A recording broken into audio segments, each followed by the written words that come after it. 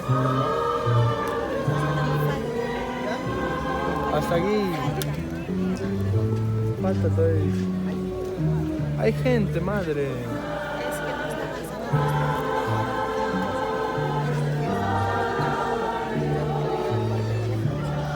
Por eso, pues.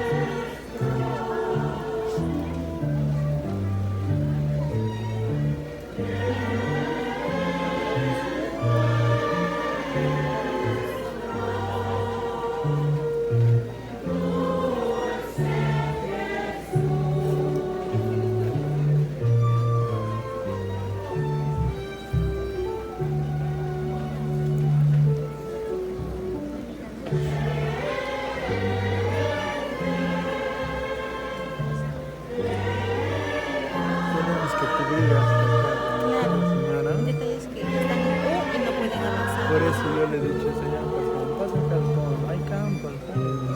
Anda al fondo y apóyanos ahí. Pero me dice, hasta acá te tienes que mantener. Porque cuando va a llegar a la plaza de Arena, se va a meter la gente. Como no ves que me están mandando.